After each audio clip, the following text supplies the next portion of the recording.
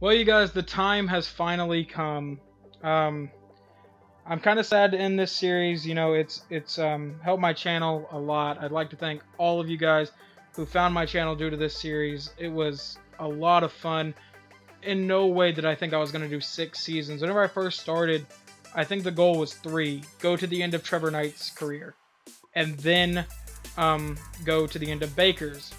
But I got Corey Cannon at like the end of season 1, and it just kind of went to season 6, and it helped my channel out tremendously. I'd like to thank all of you guys for that. Whenever I started the series, I had around 250 something subscribers, and I wasn't getting very many views on any videos. And then this series came, and we're close to 800 now. If we're not 800 by the time this video goes up, it's amazing. Like, I honestly never thought I'd make it this far into YouTube, and I'm not even like, compared to the other channels, like compared to other sports channels like Mr. Hurricane, I'm nowhere near him. But just almost 800 subscribers is amazing.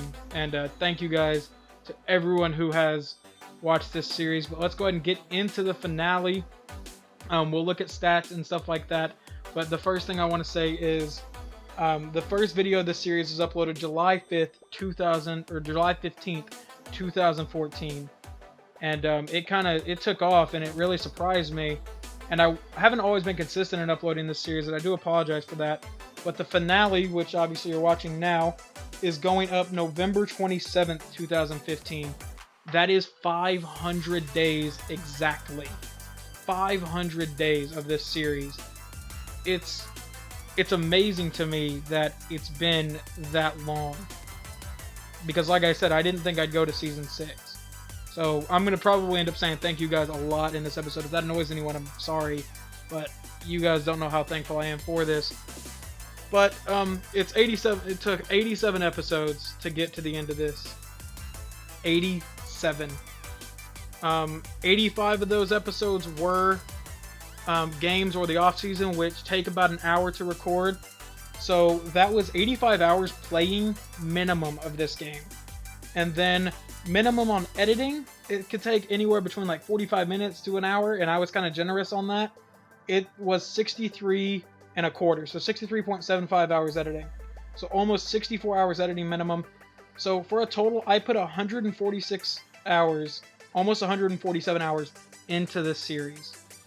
That's a lot of my time, and it was all worth it. This series has been a blast.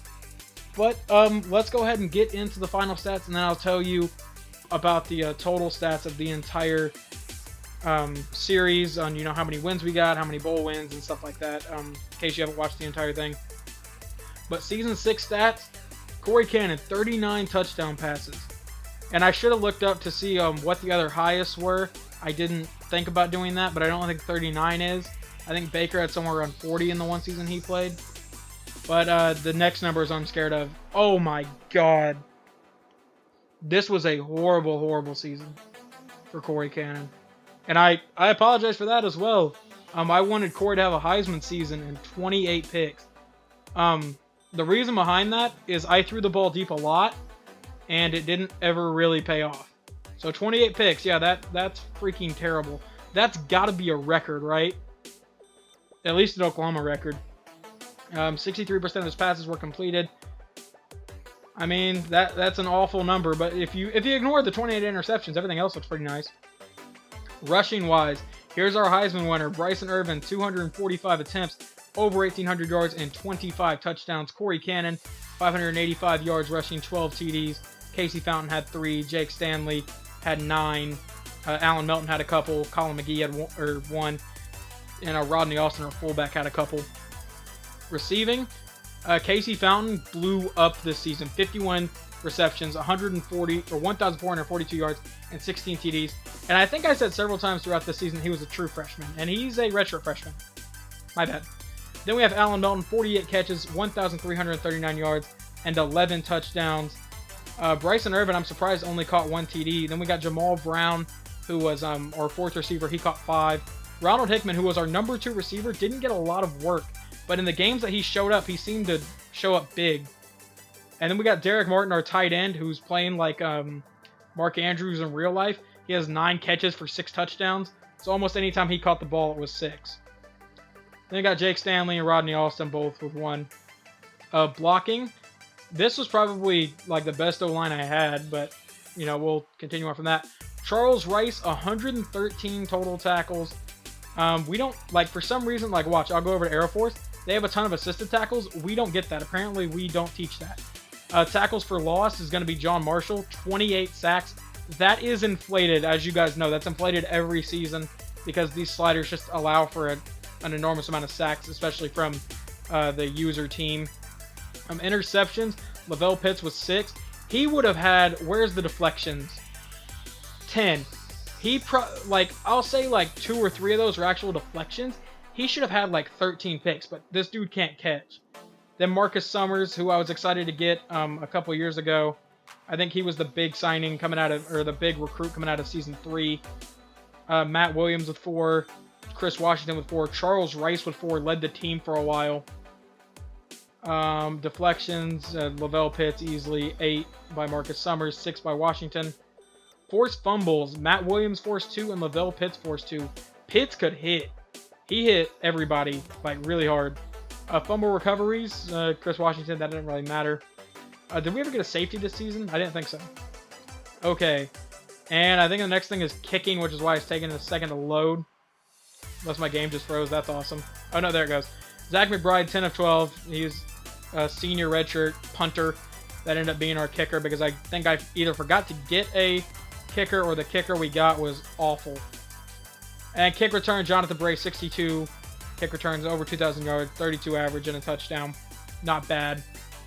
Punt return, I think this is our only punt return of the entire series for a touchdown, which is actually pretty cool. And we'll go look at the NCAA stats. I know for a fact I led the country in picks, which I'm going to apologize for that one more time. Yards, did we lead in that? No, we were 3rd behind the guy at East Carolina and the guy at Miami. And then Corey Cannon. Touchdowns, we did not lead. Holy crap, that guy was apparently good. I didn't even know Miami's record. Interceptions, though, these 2 guys are really good. Oh, the Air Force quarterback. We'll have to go see if he won, if he was able to lead his team to a national title since we got screwed out of it. And, oh my god, we almost weren't the leader. But yeah, we definitely were leading the nation in picks. Completion percentage is still average, I guess. Amount of time sacked, do we lead that? No, we are nowhere near here. Was I able to avoid getting sacked a whole lot, I guess? 30 times. So I guess that's not too bad. Especially because he was a scrambling quarterback. Rushing-wise, we did not come anywhere near the most attempts. Yards-wise, alright, we're in the top 10. I'll take that, 1,800. And then touchdown-wise, we were 2nd to Quinn Powers from Ohio State. And then Craig Kelly, who we pretty much shut down in the Rose Bowl. Receiving, obviously, my guys don't ever even come close to, like, 80 receptions, so we're not ever going to be there. Touchdowns, though, that Houston receiver was pretty good whenever we played him. I remember he caught a few good passes against us and a touchdown. And then, you know, Casey Fountain, 16 TDs. That's pretty good. But we'll go look at awards and stuff here in just a second. Sacks led up the most in Season 6. Okay.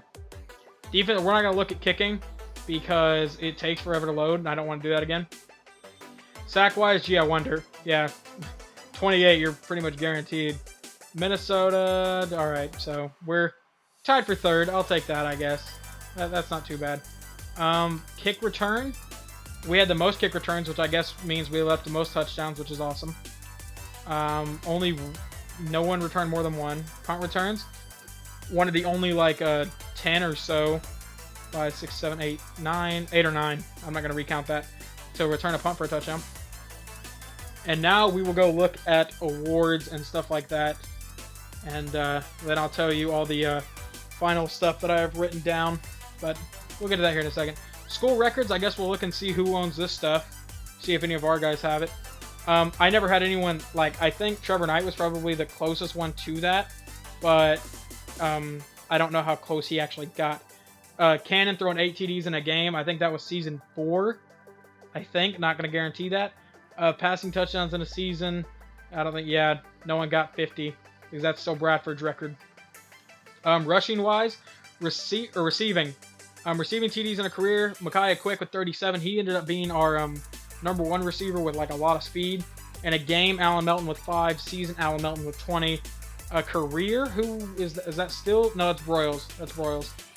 Yards in a game, Allen Melton, 381. I remember that game. That game was fun. In a season, that's also Broyles, I believe. That's Broyles. That's Stills, right? And then Broyles again. So no one really got near those. Defense, we never really got close to that. I think Edward Parrish Jr. was the closest to that one. In a game, I don't know who that is. Is that Colvin? Would that be Aaron Colvin? Interceptions in a season, Edward Parrish with 10. Career sacks, John Marshall with 60. Yeah, like I said, a little bit inflated. Sacks in a game, I don't know who that is, but he got 5. We tied that. And sacks in a season, yeah, John Marshall ended up with 31 last year. It's ridiculous. Rushing wise, I guess we skipped over that. Samaje Perine with 70 in his career. In a game, 2000 halfback. I don't even know who that is. It's not Adrian. I don't know who that is.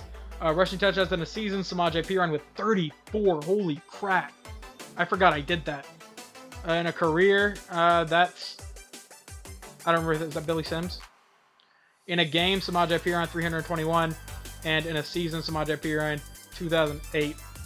So, I mean, Samaje Perine was good. Samaje Perine was very good. Do we own any NCAA records before we head out of here? Because that'll be interesting to see. I guess I need to scroll over to NCAA instead of searching by school. We own the longest interception return, Stephen Parker, 100 yards. Longest kick return, Alex Ross, 108. Longest pass, Corey Cannon, 88. That was actually like the first touchdown pass of his career. I remember that. It was against Kansas, and he came in because Trevor was the starter, Baker was the backup, and then Corey Cannon, I think. I think that's the way it was. Because I think Cannon was Baker's backup. I'm not going to guarantee that, though. Or it might have been Baker was the starter, then Hansen, and then Cannon. But either way, Cannon was the third string, and he came in and threw a touchdown pass against Kansas. Longest run, Keith Ford, 85 yards. That's actually pretty surprising. Well, the guy at Old Dominion actually broke a record, so we do have other records broken by other people in this series, but that seems to be it for individual game. Team game, did anyone get that? We don't own that. I mean, we own that one, 768. Don't know when that happened. I'm not even going to try to guess when that happened. Individual season, Corey Cannon with the highest quarterback rating, 222.3, and John Marshall, 31 sacks. Yeah, that's definitely going to be up there. Field goals, the guy for ECU kicked 39 one year. And that's all from actual people in this series. And then the only one from actual people in this series here is sacks in a career, John Marshall. Coaching career, we're not on here. We're actually very close to that. We are, I will tell you right now, we have 44 straight wins. So we got very, very close to that. Had we beat Baylor back in season 3, like week 14, we would have that record. National titles, yeah. So we are not on any of these lists, which is actually kind of disappointing. I mean, we're on this one, but coach-wise, we're not. But now we'll look at awards, and I guess we'll get to the final, like, coach statistics and stuff like that. Yeah, I'll show you guys the other Heisman people. I think you already saw them in the Rose Bowl video, or the Big 12 Championship video. But Bryson Irvin, Craig Kelly, Scott Jenkins, Kyle Green, and Aaron Matthews. So 4 running backs and a quarterback. That's very odd for Heisman, but you know, whatever. Let's go. Let's see how many All-Americans we got. It doesn't matter how long this video is, really. At least not to me, because it is the finale. So, All NCAA, Todd Walker, quarterback from East Carolina. I think this might be the first time that our quarterback was not the first-team quarterback. But Bryson Irvin was a halfback. Casey Fountain's a receiver. Eric Thompson, left tackle, is there. Our right tackle, Sean Savoy, is there. Left end, John Marshall, defensive tackle, Tanner McDougal. A middle linebacker, obviously, Charles Rice is there. Cornerback, Lavelle Pitts, Chris Washington. Our entire secondary made it, minus Marcus Summers. That's crazy. Our secondary was amazing this season. And returners, Jonathan Bray. Second team, Cannon's still not there. Okay. Center, our center Mark Taylor made it. Our right guard Chris Anderson made it. So the only one who didn't make a team is our left guard, right? Unless he was, yeah, our left guard didn't make one. Unless he's a freshman, I'll go check that. But do we have anyone else? I don't think so. Oh, Corey Lee made it. There's Marcus Summers. So yeah, our entire secondary made All-American, either first or second team. Freshman Casey Fountain, #1 receiver. Left tackle Kyler Harris. I don't know how 2 left tackles made it for us because no one got injured. And there would be our left guard. So yeah, our entire offensive line made it. That's awesome. And Jonathan Bray was also a freshman All-American returner. Okay, so now I think we're finally ready to get on to the rest of the awards. I think, not going to guarantee that yet. And then, I forgot about bowl results, so we'll look at that after award winners. The Maxwell goes to DeMarcus Hart, quarterback from Iowa. We don't have anyone on there. I believe that's the best offensive player, and Bryson Irvin's not up there. That's surprising. Maybe because he won the Heisman. The Walter Camp, once again, Bryson Irvin's not up there. Maybe because he didn't win the Heisman. I mean, maybe because he did win the Heisman. But that goes to Craig Kelly. Dear God, is this the best defensive player? Because, like, half our defense made it. So Charles Weiss is the Bednarik Award, which is the best defensive player. Along with our entire secondary, our left end. And, yeah. So, that's interesting. Nagurski is John Marshall, followed by Charles Rice, which is, I think it's the best front 7. The best pass rusher.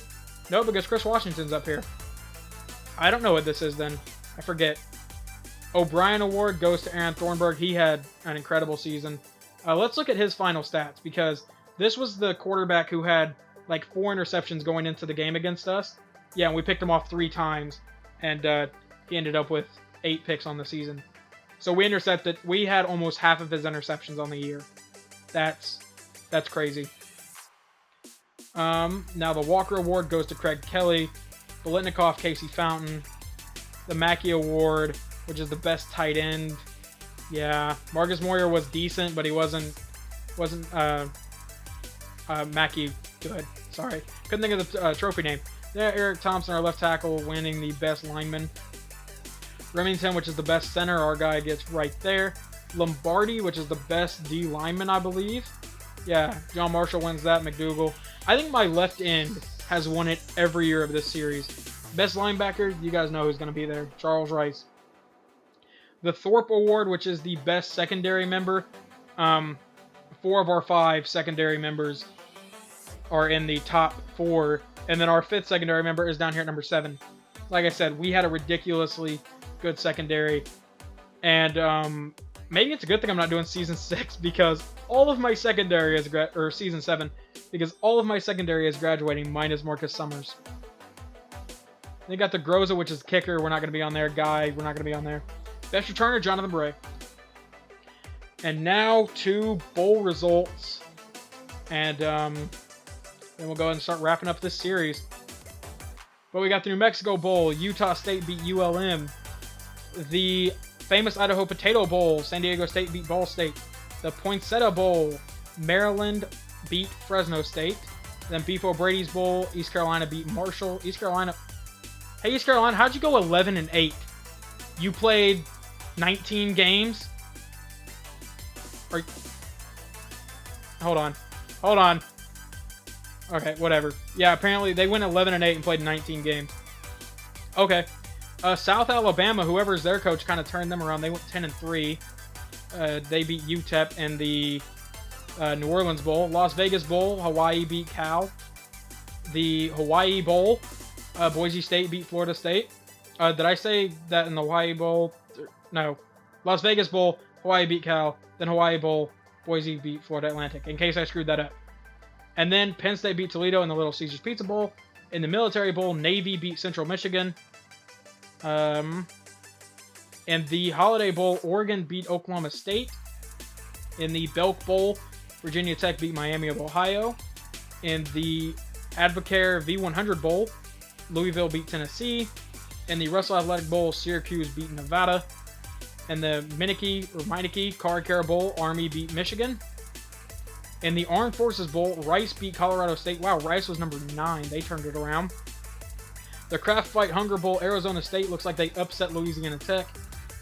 Alamo Bowl, Houston lost to UCLA. Way to represent the Big 12, Houston.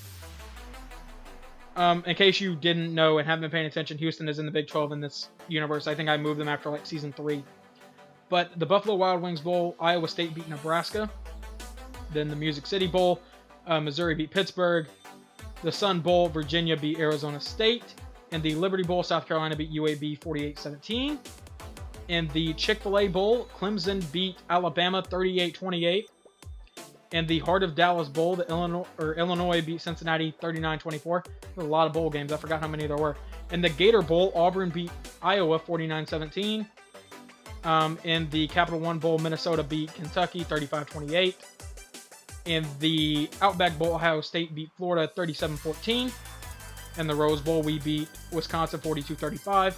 Georgia beat UCF in the Tostitos Bowl. Tostitos, really? Tostitos Fiesta Bowl 31-24. Texas lost to Miami by 1 in the Sugar Bowl. Wow. In the Orange Bowl, Georgia Tech beat Notre Dame 44-38. In the AT&T Cotton Bowl, LSU beat Baylor 30-27. In the BBVA Compass Bowl, Louisiana Lafayette lost to Texas A&M 2017. I think the next one will be the national championship. No, it's going to be the next. Georgia State beat Ohio 24-17 in the GoDaddy.com Bowl. And the BCS National Championship, Rutgers lost, Air Force won. So technically Air Force is the BCS champion. Actually, it's not technically. They are. But I still 100% believe we could have beat them because they're not very good. They're like a grand total of like 80-something overall. I wish there was a way I could play that game like for the championship. But we'll look at the top 25 polls just to see the final rankings. As you can see, Air Force is an 83 overall school, or an 83 overall team. We are 99 across the board. We would have mopped the floor with them. And then you got Georgia Tech here, and then, Rutgers, they were 88 overall. Okay, so they were decent, but let me show you guys this. Look at that. They did beat Miami, so I guess they got one good win. But FCS, at Kansas, at Tennessee, FCS, FCS, FCS, FCS, Western Kentucky, Old Dominion, I don't remember who that is, and then San Diego State. And then they got beat. They played nobody. They had, 6 or 5 FCS schools, Western Kentucky and Kansas. And they somehow got into the national championship instead of us. That still kind of ticks me off. But, we won our Rose Bowl. We end on a 44-game winning streak, so that's good. And now, just to kind of close out the series, I will tell you that our final record, since I took over in 2013, our final record, 76-5. I lost 5 games in 6 seasons, won 76 of them. So I'm pretty happy about that. Like I said, the 44-game win streak, we were Big 12 champions 5 different times. The only time we did not win the Big 12 championship was season 1, where we won the national championship. Hooray, BCS system. Then we had 2 national championships that you guys know, and then in bowl games we were 5-1. We lost 1 bowl game, and that was season 2. But just to kind of answer some questions that I've gotten a few times throughout this series, my favorite season by far was season 6. Not just because it was the last season, but because I felt like it was the best team. Had I cut down on the turnovers with Corey Cannon, we would have blown everybody out of the water, and we might have made it to the national championship. I don't know, but there was just too many turnovers. Least favorite season was season 3 when we went 11-2 and won the Cotton Bowl. I thought that team, that was Trevor Knight's last year here, and I thought that team was good. And oh my god, now my dog's gonna start barking.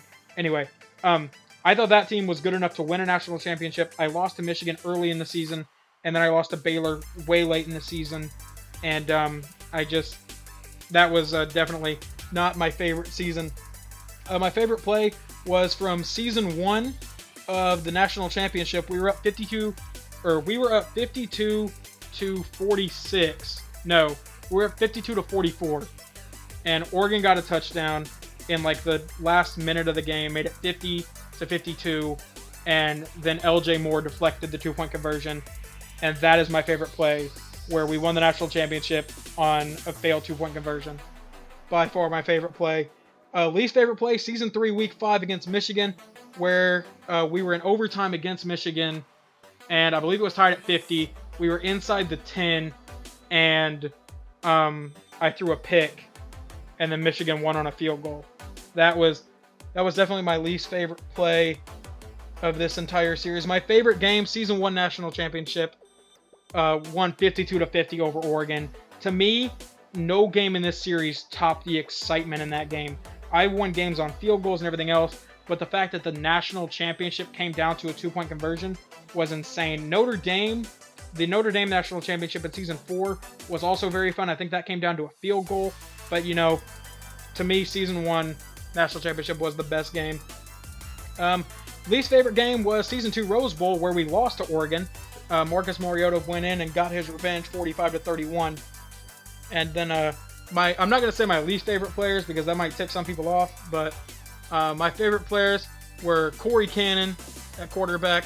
Favorite halfback was Samaje Perine. Favorite fullback was Dimitri Flowers. The reason it was Dimitri Flowers is because in any sort of like 3rd and 1, 4th and 1, 4th and 2, 3rd and 2, anything like that, I know I could count on him to get those like 2 or 3 yards because he was very like fast and strong. So he was always like guaranteed to get 2 or 3 yards. So that's why he was my favorite.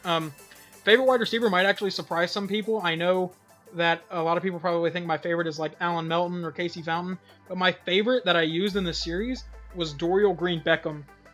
I think that was I don't know if he was there in Season 2. I know in Season 1 he was here, and he demolished people. He was so fast and strong that it didn't matter what you did, he was going to score. I don't know if he scored in every game, but I know he got pretty freaking close to it.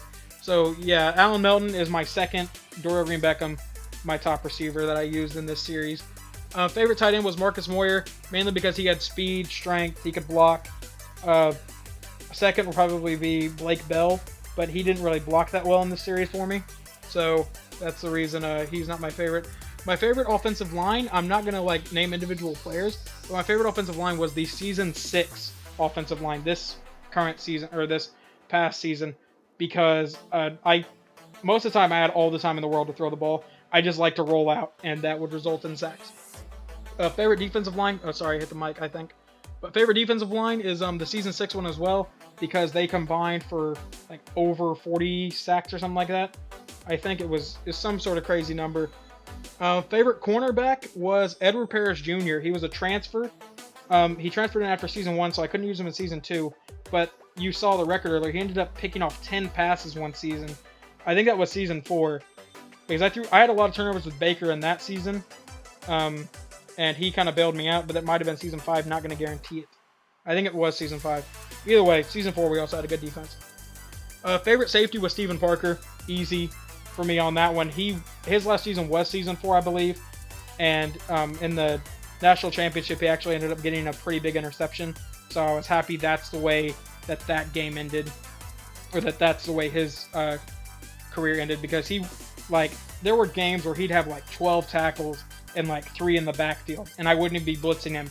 His play rec was so high that they would give it to the running back, and before he could get around his guard or tackle, Stephen Parker was there. So that's how good Stephen Parker was in this series. And then, just because I can, favorite kicker was Kelvin Taylor. I could count on him to make almost anything. But anyway, you guys, that's it for this series. I can't believe I'm actually ending this series. It was a lot of fun. But with the end of this series, this ushers in a brand new series. Welcome to my Corey Cannon Connected Franchise Mode. I've wanted to do this series probably since the end of Season 4 of the Oklahoma Dynasty, mainly because I knew I was going to end up doing Season 5 and most likely 6, and then I wanted to take Corey Cannon into the NFL, and that's what I'm going to do. So, next episode we will play the entire preseason. I went ahead and simulated a year already, and then created him, so it's not the same schedule that you're seeing in real life right now. It is supposedly like something along the lines of next year's schedule. I did simulate a full season, so there are rookies, and we'll go ahead and look at our depth chart right now, look at this team and see how good this team is. And they did draft a quarterback, but we're better than him. And what's really funny is he's also out of Oklahoma. So it's pretty much Mark Bailey. 6'4", 229. He's pretty good. We're probably going to end up trading him or something. But this is where I want to go. Yeah, this guy's exactly Mark Bailey. Higher throw power, worse accuracy. That guy's Mark Bailey, so that's funny. Anyway, running back is Alfred Morris. Backup is Stephon Taylor. And then receivers, we obviously have Larry Fitzgerald. Then Charles Johnson, John Brown, Ricardo Lockett, James Spain, and Ryan Spadola. And then at tight end, we have Luke Wilson. And then left tackle. These guys are the reasons I decided to come to Arizona, because the offensive line was the best out of all the teams that needed a quarterback. So that's why I selected to play for the Cardinals over anyone else. The other options were like the Bills, the Bears, the Broncos had Peyton Manning retire, the Patriots had Tom Brady retire. So I was going to go to one of those places, but this place I feel like is the best place for Corey Cannon to play out his NFL career, at least for the first few seasons. And I don't know how many seasons of this I'm going to do, don't know how long it's going to last. I am excited for this. I'm still going to do the Road to Glory for the Oklahoma Road to Glory for the updated rosters, so don't get scared about that. But anyway, hopefully you guys enjoyed the Oklahoma finale video, and hopefully you guys are excited for this series to start, and I will talk to you guys next time.